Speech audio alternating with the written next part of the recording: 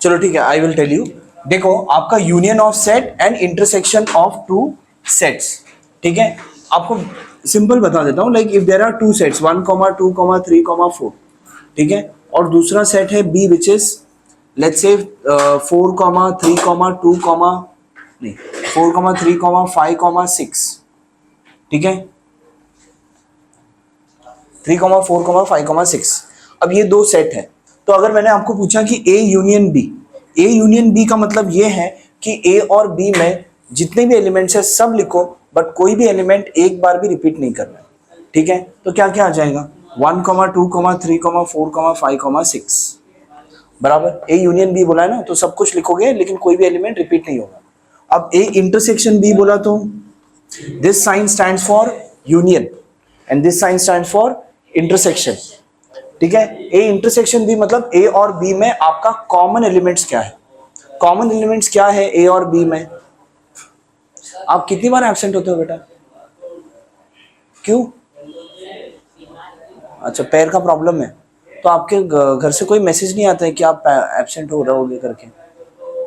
Message आना चाहिए अगर आप एब्सेंट हो तो। कैसे पता चलेगा आप बाहर घूम रहे हो कि क्लास? घर पे दूसरा कोई मोबाइल नहीं है? ग्रुप क्या जरूरत है? ग्रुप में थोड़ी मैसेज डालना है। मैसेज कहाँ डालना है? मुझे पर्सनली डालना है। तो व्हाट्सएप नहीं है उसमें जो घर पे मोबाइल है, तो फिर मुझे व्हाट्सएप कर देना है आपकी मम्मी से या आपके पापा के मोबाइल से, आपकी दीदी के मोबाइल से, या आपका कोई दूसरा मोबाइल होगा। तो you have to drop and you have to drop a reason also why you are not attending. Okay, now A intersection B, A intersection B मतलब क्या? ए और बी में दोनों में क्या कॉमन है? तो बताओ क्या कॉमन एलिमेंट्स हैं ए और बी में? 3 और 4 कॉमन है, तो यू कैन राइट 3, 4। तो ये आपका ए इंटरसेक्शन भी हुआ, ये ए यूनियन भी हुआ, ठीक है। सिंपल है बहुत।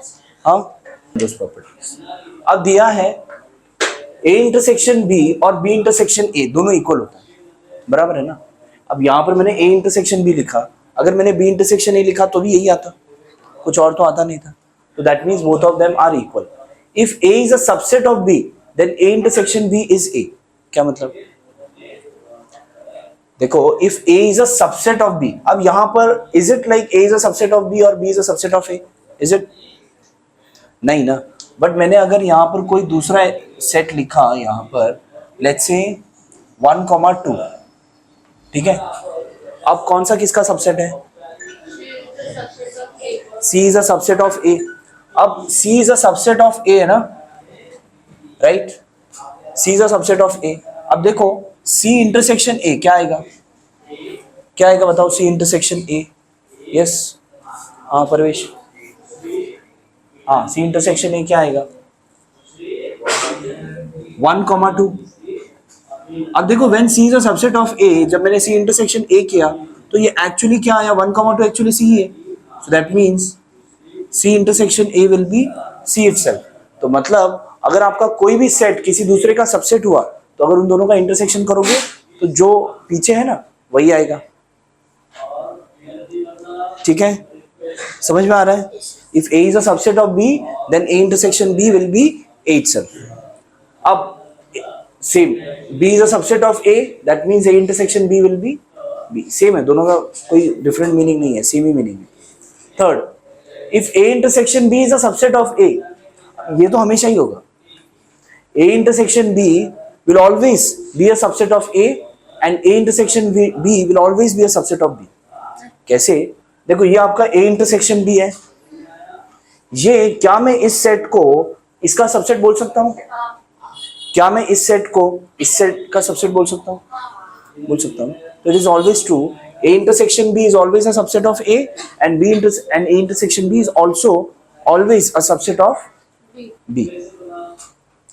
Next, A intersection A complement। पता है ना आपको A और A complement क्या होता है? A complement क्या होता है? Yes, A complement मतलब क्या होता है? करेक्ट। अभी यहाँ पर यूनिवर्सल सेट तो मैंने बनाया नहीं है, तो यूनिवर्सल सेट अगर मैंने बनाया तो आप A complement बता सकते हो। लेट्स से यूनिवर्सल सेट यहाँ पर है 1, 2, till 10, तो मुझे बताओ ए कॉम्प्लीमेंट क्या आएगा? What will be there in A complement? Yes Afan, A complement में क्या आएगा? यस श्लोक, ए कॉम्प्लीमेंट में क्या आएगा भूमि? If A universal set is from 1 to 10, your set A is 1 to 4, then what will be there in your A complement? 5, 6, 7, 8, 9, 10. क्यों? Because A में क्या नहीं है जो कि यूनिवर्सल सेट में है, दैट इज 5, 6, 7, 8, 9, 10. तो अगर मैंने यहां पर 5, 6, 7, 8, 9, 10 लिखा, ठीक है, लिख नहीं यूनिवर्सल में ना. अब A intersection A complement if I do, अगर मैंने A और A कॉम्प्लीमेंट का इंटरसेक्शन किया, मतलब दोनों में क्या कॉमन है, क्या आएगा? A कॉम्प्लीमेंट और A में क्या कॉमन है? क्या कॉमन है फिनियस?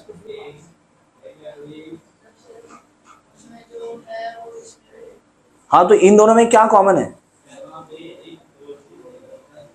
हाँ, कुछ नहीं है, तो क्या लिखोगे? 5 लिखेंगे. समझ में आ रहा है? So this is all properties. ठीक है, ये क्या है? Properties of intersection of two sets. Intersection में क्या क्या प्रॉपर्टीज होती है? Always your A intersection A complement is always an empty set. अगर ए और ए का इंटरसेक्शन करोगे, ए और ए में कॉमन क्या है जो कि ए में है वही, तो A intersection A will always be A. A और एम्प्टी सेट में क्या कॉमन है? Empty set is common, that is empty set. समझा? Disjoint set. डिसजॉइंट सेट मतलब if there is nothing in common between two set, then those two sets are disjoint set. अब समझ लो, ए में लिखा मैंने 1, 2, 3 और बी सेट में लिखा मैंने 5, 7, 9. ठीक है, अब मुझे बताओ ए इंटरसेक्शन बी क्या आएगा? क्या आएगा भूमि? क्या आएगा? क्या लिखूं फिर? 5 लिखूं? ऐसे लिखूं? चलेगा? चलेगा ना सुनीश? क्या चाहिए फिर? ये आएगा या फिर 5 यू कैन से, ये भी चलेगा, राइट? तो when the intersection of two set is an empty set, then those two set we can be said as disjoint set. समझ में आया? what is disjoint set? You properties of union of two sets, जैसे intersection का था वैसे ही union का भी है. A union B और B union A करो, दोनों में कुछ फर्क नहीं आएगा, दोनों में सेम ही आएगा.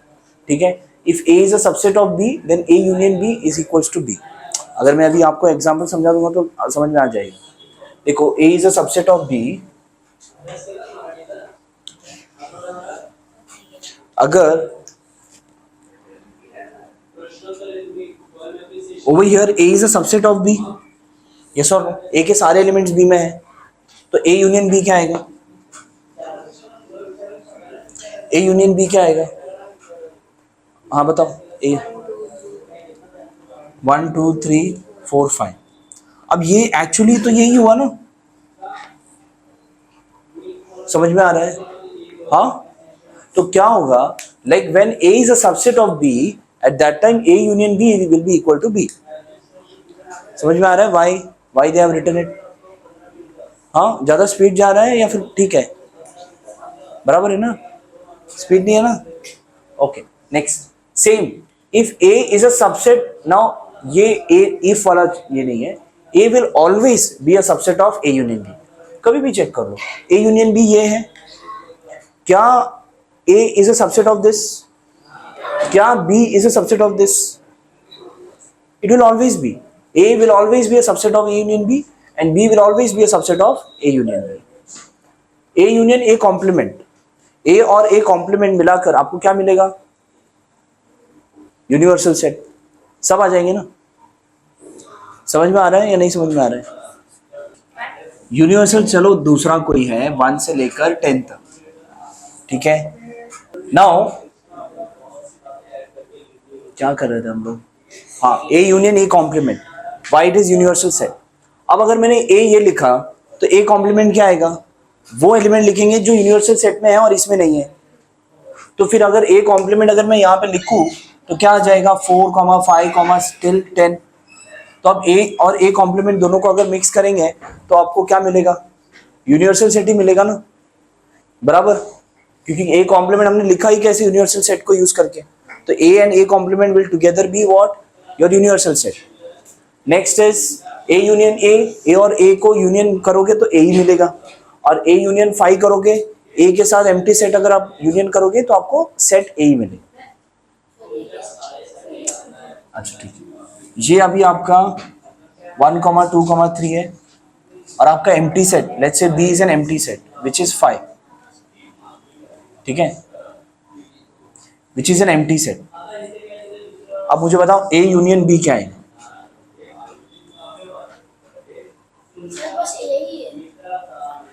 1, 2, 3 आएगा, इसमें तो कुछ नहीं है, तो ये ए ही बना ना,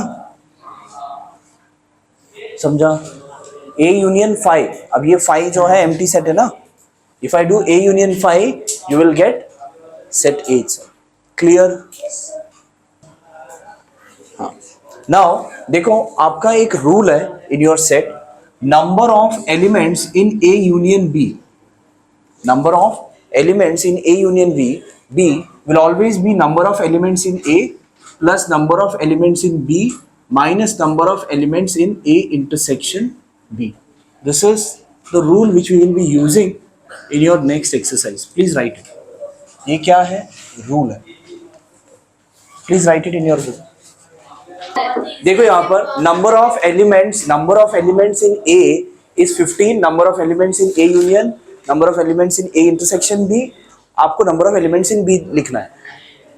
पहले आपको जो गिवन है वो लिखो, number of elements in A equals कितना 15, number of elements in A union B equals 29, number of elements in A intersection B equals 7 and number of elements in B you need to find.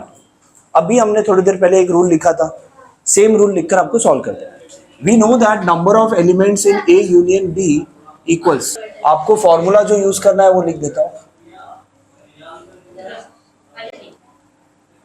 Number of elements in A union B was 29, number of elements in A was 15, number of elements in B आपको find करना है, and number of elements in A intersection B is 29, ठीक है। ये -29 इस तरफ आया तो 29 + 29 एंड इस तरफ आया तो -15 इक्वल्स नंबर ऑफ,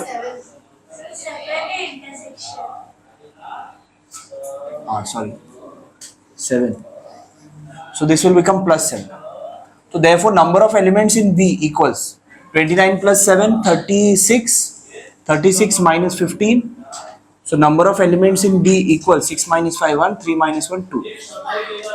अब देखो there are 125 student out of which 80 drink tea, 125 total student है, ठीक है, उसमें से 80 क्या करते हैं, चाय पीते हैं, 60 कॉफी पीते हैं, and 20 drink tea and coffee, both दोनों चाहिए, दोनों पीते हैं।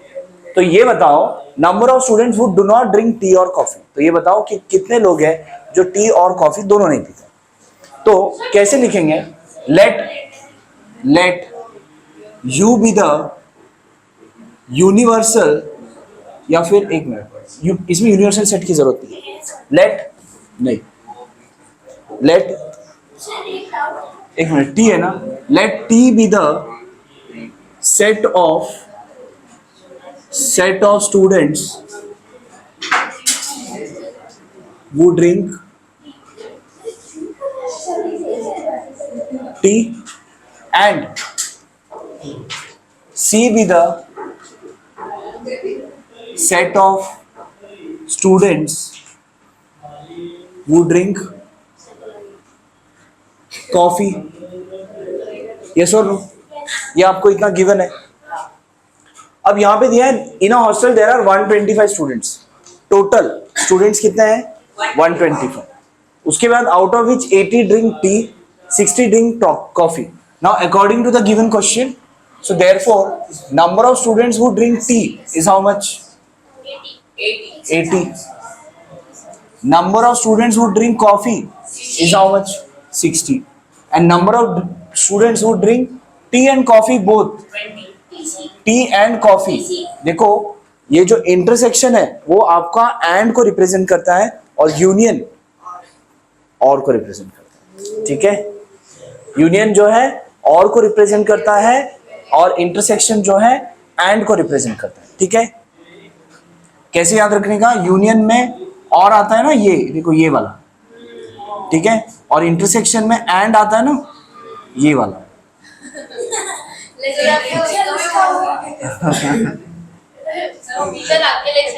हाँ ठीक है, ठीक है, चलो। Now okay, number of elements, sorry, number of people who drink tea and coffee both, वो कितना है? 20। नाउ इन्होंने पूछा है find the number of students who do not drink tea और कॉफी। टी और कॉफी दोनों नहीं पीते। देखो number of students who drink tea और कॉफी, ये हम निकाल सकते हैं ना, टी या कॉफी दोनों पीते हैं, वो कैसे निकलेगा? Number of students who drink tea plus number of students who drink coffee minus number of students who drink tea and coffee both. ये फॉर्मूला है ना आपका, right? This is as per the formula. तो number of students who drink tea is 80, number of students who drink coffee is 60, and number of students who drink tea and coffee both is 20. कितना हुआ? 80 plus 40. So there are 120 students, या तो वो T पीते हैं या तो coffee पीते हैं, राइट? और है ना यहाँ पर ये 120 बच्चे हैं जो चाय या कॉफी दोनों में से कुछ ना कुछ तो जरूर पीते हैं, या तो दोनों भी पीते हैं। टोटल बच्चे कितने थे? 125। तो ये बताओ कितने बच्चे हैं जो कुछ नहीं पीते? 15। Right? So number of students who do not drink tea or coffee both, number of students who do not drink tea or coffee both equals 125 minus number of elements in T union C, which is 125 minus 120, which is equals to 5, and that's your answer. Next one, in a competitive exam 50 students passed in English में 50 बच्चे पास हो गए, okay, 60 students passed in mathematics, ठीक है, 40 students passed in both the subject, none of them fail in both the subject, दोनों subject में fail होने वाले एक भी बच्चा नहीं है, ठीक है। Find the number of students who passed at least one of the subject. What you have to find the number of students who have passed at least one of the subject. मतलब क्या find करना होगा? See I will write it, let E be the number of students who passed in English, let E be the set of students, दोनों साथ में लिख देते हैं ना, E and M है ना, E and M be the set of students who passed in English and mathematics, ठीक है। Therefore, number of students who have passed in English is 50. Number of students who have passed in mathematics is 60. 40 students passed in both the subject. तो इसके लिए मैं क्या लिखूंगा? What is equals to 40? Student passed in English और mathematics, तब क्या आता? यूनियन आता। यहां पर क्या आएगा? एंड आएगा। Number of students who passed in English and mathematics is how much? 40 है ना, दिया है। Students who have passed in English and mathematics, none of them failed in both the subjects. मतलब एक भी बच्चा फेल नहीं हुआ है, ठीक है, साइड में रखो। Find the number of students who have passed at least one of the subject. अब ये at least one of the subject, ये क्या फाइंड करना है? At least one of the subject मतलब क्या? इंग्लिश या मैथमेटिक्स? इंग्लिश और मैथमेटिक्स, और मतलब क्या? यूनियन ना. So number of students who have passed at least one of the subject equals number of elements in E union M. and E union M का formula क्या आएगा? Yes Phineas, E union M का formula क्या आएगा? श्रीनेश, हाँ बोलो. Number bracket, जल्दी बोलो. E यूनियन M है यहां पर. यस प्रिंस, हाँ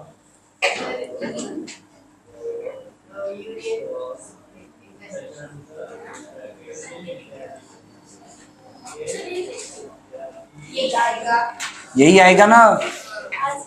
यस और नो?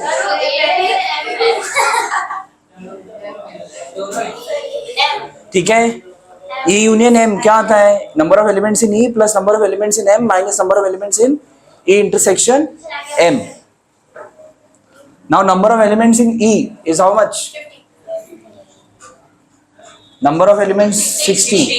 This is 40. एक मिनट रुको ना बेटा, एक मिनट रुको आराम से. Now this is 110 minus 40. 70. So there are find the number of students who have passed at least one of the subject is. 70. समझाओ, लिखो फास्ट.